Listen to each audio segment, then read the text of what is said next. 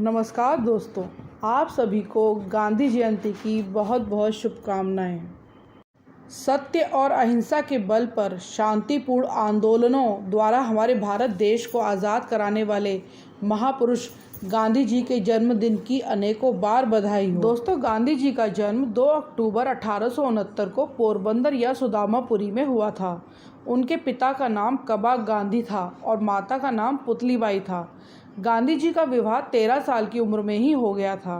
गांधी जी ने अपनी पुस्तक सत्य के प्रयोग अथवा आत्मकथा में बताया है कि जब भी वे अपने विवाह का स्मरण करते थे, उन्हें अपने ऊपर बड़ी ही दया आती थी, क्योंकि उस समय क्या था ना कि छोटी उम्र में ही विवाह कर दिया जाता था और बच्चों से तो पूछने का सवाल ही पैदा नहीं होता था।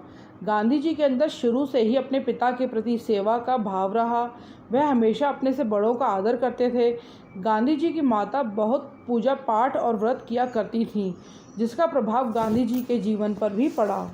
दोस्तों, गांधी जी का मानना था कि यदि कोई व्यक्ति गलत काम कर देता है और उसे एहसास हो जाए कि मैंने गलत काम किया है, तो अगर वह अपनी मर्जी से एक अच्छी भावना से अपना अपराध या गलती कबूल कर लेता है और फिर कभी वैसी गलती ना करने की प्रतिज्ञा करता है, तो वह उच्चतम या सच्चा प्रायश्चित करता है। दोस्तों, गांधी जी के अंदर सभी धर्मों के लिए समान भाव था। इसका खास कारण यह रहा कि जब एक बार गांधी जी के पिताजी बीमार थे, तो गांधी जी ने ही उनकी सेवा का काम ले रखा था। पितृभक्त तो वे थे ही, तो सेवा करने की वजह से वो सारे दिन पिताजी के पास ही रहते थे।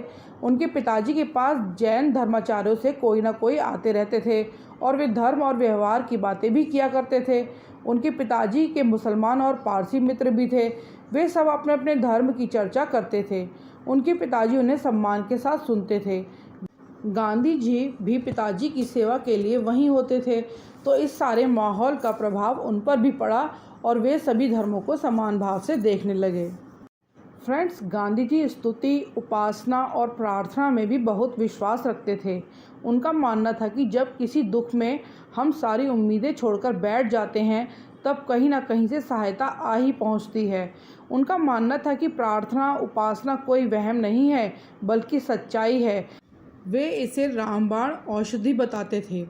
दोस्तों, गांधी जी ने बताया है कि दक्षिण अफ्रीका के प्रिटोरिया का उनके जीवन में बहुत ज़्यादा महत्व था। वहाँ उनको काम सीखने का मौका मिला और उनकी धार्मिक भावनाएं भी बढ़ी।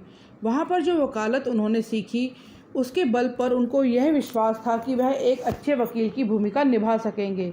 एक बार जब गांधी जी दक्षिण अफ्रीका जा रहे थे, तब वे बीच में कुछ दिन डरबन में ठहरे। फिर वह डरबन से प्रिटोरिया जाने के लिए ट्रेन में बैठ गए।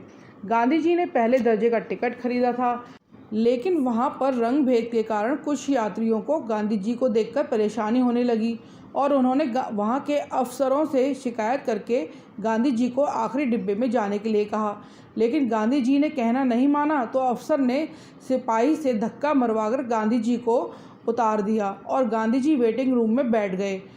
वहाँ पर ठंड भी बहुत थी और गांधी जी का ओवरकोट उनके सामान में नहीं था, लेकिन उनकी सामान मांगने की हिम्मत ना हुई। उन्हें लगा कि कहीं फिर से अपमान ना हो जाए। उन्होंने काफ़ी सोचा कि मैं इस देश में रहूं या वापस लौट जाऊं। फिर उन्होंने फैसला किया कि उनका जो वहाँ मुकदमा चल रहा था, उसे पूरा करे बिना जाना नामर्दी होगी। वे वहाँ पर इस रंग द्वेष की बीमारी को अपनी शक्ति का उपयोग करके मिटाना चाहते थे। यह सोचकर कि वे मुसीबत से भागेंगे नहीं, उन्होंने दूसरी ट्रेन से आगे जाने का फैसला किया। अब गांधी जी ने मैरिसबर्ग में ट्रेन का टिकट कटाया। यह ट्रेन चार्ल्सटाउन की ओर चल दी और गांधी जी पहुंच गए चार्ल्सटाउन। लेकिन चार्ल्सटाउन से गांधी जी को जाना था जोहानिसबर्ग, और चार्ल्सटाउन से जोहानिसबर्ग के लिए कोई ट्रेन नहीं थी। वहां जाने के लिए घोड़ों की सिक्रम थी। जब गांधी जी सिक्रम में बैठे, तो सिक्रम वाला गांधी जी को गोरे यात्रियों के पास नहीं बैठाना चाहता था और गांधी जी के ये बताने पर कि उनके पास सिक्रम के अंदर बैठने का टिकट है, तब भी सिक्रम वाले ने गांधी जी को कोचवान के बगल में बैठा दिया। गांधी जी के पास इस अपमान को पीने के अलावा कोई रास्ता नहीं था और वे बैठ गए कोचवान की बगल में। अब थोड़ी ही देर में सिक्रम कंपनी के मुखिया को कोचवान की बगल में बैठकर सिगरेट पीनी थी और हवा खानी थी, तो उसने गांधी जी को वहां से हटने के लिए कहा और पैर रखने के पटिए पर एक मैला सा बोरा बिछाकर वहां बैठने के लिए कहा।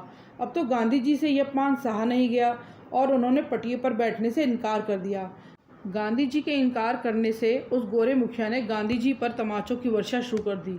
गांधी जी ने बैठक के पास जो पीतल के सींगचे थे उन्हें कसकर पकड़ लिया था। वह गांधी जी को गालियां दे रहा था, खींच रहा था, उन्हें मारे जा रहा था, लेकिन गांधी जी चुप रहे क्योंकि वह गोरा मुखिया बलवान था।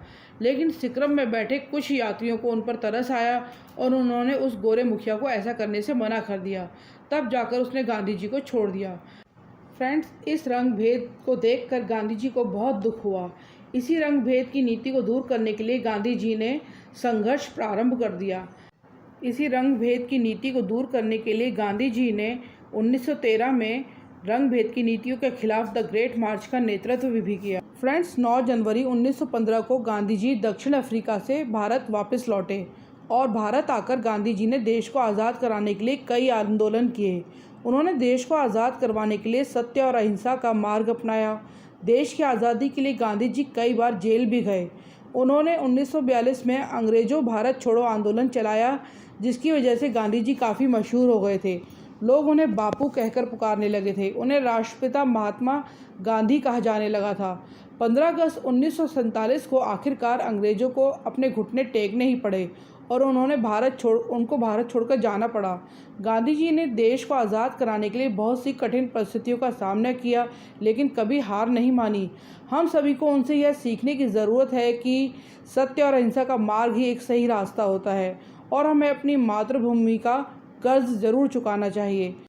तो फ्रेंड्स, एक बार फिर से आप सभी को और पूरे भारतवर्ष को गांधी जयंती की बहुत बहुत बधाई हो। तो मिलती हूँ नेक्स्ट वीडियो में।